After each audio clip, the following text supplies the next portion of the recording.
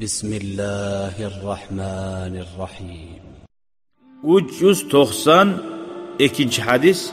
La ilahe illallah deb aytgan adam bilan dav etmege va malin almaga yaramayganlikni haqidan. Wa an Abi Abdullah Tariq ibn Ushaym radhiyallohu anhu qol: "Sami'tu min eshitdim Rasululloh Allohning elchisin sallallohu alayhi va sallam yaqulu ayta turib: Man qala la ilaha illallah wa kafara bima yu'badu min dunillah haruma maluhu wa damuhu wa hisabuhu ala Allah Ta'ala." Ravahu Muslim. Kim aytsa ulluğa tilagan hech zat yo'q, bir Allah tug'ilsa va Allohdan g'ayri dag'i ulluğa tilagan hech zat yo'q deb to'xtatsa, shu odamning mali da haram, qani da haram, ay malin almaga va g'anin to'pmaga va shulay odamning qolgan ariyag'i hisobi Allohgadir deb aytdi. Ay shuni bilavda kafir deb aytmaga ixtiyor yo'q. Ular göre bir daha hadis. Wa an Abi Ma'bad al-Miqdad ibn al-Aswad radiyallahu anhu qal: "Qultu min aytimni li Rasulillahi Allah'ın elçisine sallallahu aleyhi ve sellem. Ara'ayta in laqitu rajulan min al-kuffari faqtatalna." Sen neçik ulaşasan hey Allah'ın elçisi?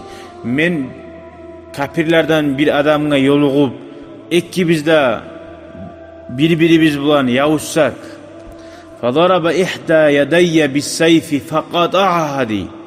Şu kafir adam urup bir kolumu geçse xinjal bilan, summa lada minni bi şeceratin, son kaçıp bir yakka terekin altına yaşinip toxtasa, faqala aytmada aytsa aslamtu lillah, men bu surman boldum Allah'a deb aytsa, aqtuluhu ya Resulallah ba'da an qalaha, ya men şunu o'ltireymi hey Allah'ın elçisi? Şu sözünü şu adam aytgan soň faqala aytdi: la taqtulhu, o'ltirma. Subhanallah.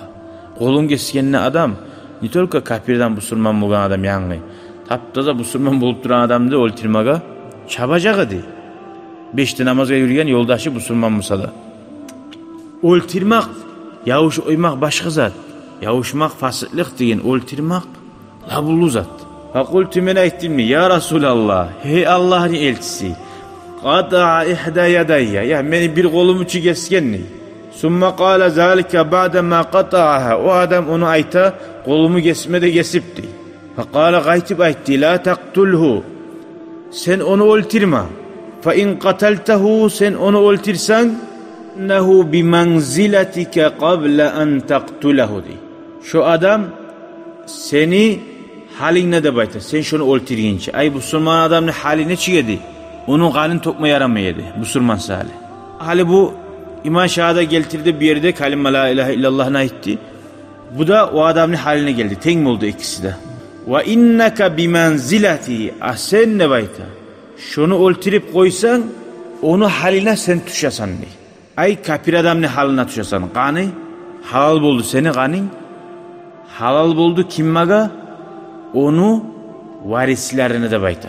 Hali kafir adam sali Müslüman adamı o'ltirmey. Kafir adamı Müslüman adam o'ltirip koysa, abratna Müslüman adamı o'ltirmey. Hali bu ikisi de Müslüman boldu şu. Müslümanla o'ltirsa, o Müslümanın adamları bu Müslümanı o'ltirmaga yaraydı bayta. Ve innaka bi manzilati qabla an yaqula kalimatahu allati qala.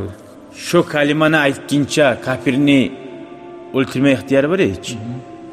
Senin halin şöyle oldu. Seni de hali o'ltirme ihtiyarı buldu. Kafirge olmalıydı. Ay sen kafir bolasan neye manatı bul?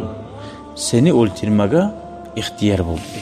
Da o la ilahe illallah'ını aytgan soň, aytmagamsa sen onu urup o'ltirip oygan bilan seni o'ltirme ihtiyarı yok bir avında. Ne kafirini o'ltirgansan sen? Qaçan yaray Müslüman adamni kafir sali o'ltirmega? Eger şu la ilahe illallah deb aytgan adamni o'ltirma yaramayganin bila turib o'ltirsa, o'ltirma yaray. Amma ola men gerti Müslüman tugul, qorqup aytgan edi şu deb esine gelip şöyle yorab o'ltirip oygamsa, Müslüman adamni kafir adam sali o'ltirma yaramay, tek Müslüman adam 100 tuyani berme tarık şu kafirni yani Müslüman bolgan yessilerine. والحمد لله رب العالمين والسلام عليكم ورحمة الله وبركاته.